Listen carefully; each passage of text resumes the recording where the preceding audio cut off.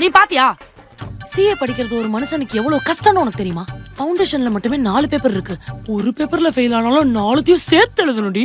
அதெல்லாம் கொடூரத்திலும் கொடூரம். இன்டர் இருக்கு. இது 2த்தையும் முடிச்சாதான் 3 வருஷம் ஹார்டிகல்ச்சர் பண்ண முடியும். அத படிச்சு முடிக்கவே ஒரு மனுஷமாருக்கு 8 வருஷத்தோட வாழ்க்கை போயிடும். அதுக்கப்புறம் அவன் ஃபைனல்ல முடிச்சு.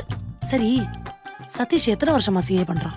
அவன் 12 முடிக்கவுமே ஸ்டார்ட் பண்ணிட்டான். ஒரு மனுஷன் 12th காமர்ஸ் எடுத்துடக்கூடாதே.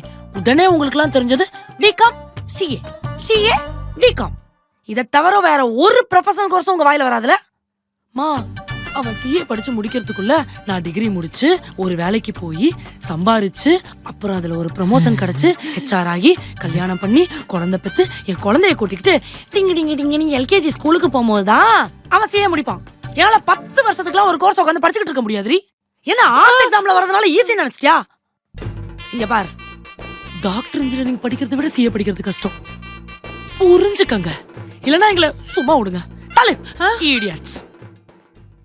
அவன் தானே சிஏ படிக்கிறான்னு சொன்னேன். இவ எதுக்கு டென்ஷன் ஆவறா? நான் தப்பு பண்ணிட்டேன். இவ கேக்குற கேள்விக்கு பார்த்தா நான் லாக்கு படிக்க வச்சிருக்கணும். இப்பவே லாக் என்ன டைமிங்னு கேக்குறேன். டைம் பாம் இங்க இருக்கிறதா நமக்கு சேஃப். ஏக்கா, அர்ச்சனா என்ன பண்றா? படிச்சு முடிச்சிட்டாளா? படிச்செல்லாம் முடிச்சிட்டாடா. ஆனா இப்ப வந்து என்ன பண்றதுன்னு கேக்குறா. என்னது?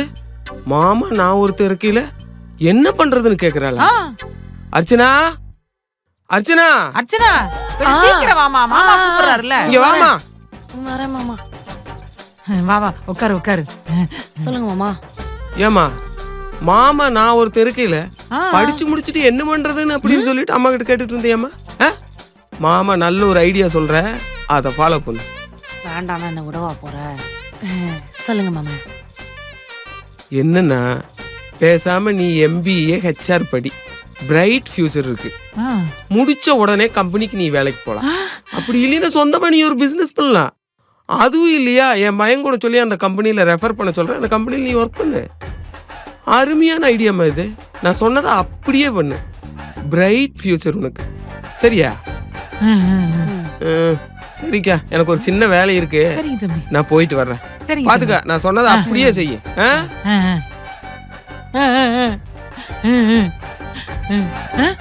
நீ என்ன காலேஜ் சேர்த்து விடும் போது எனக்கு பிசினஸ்ல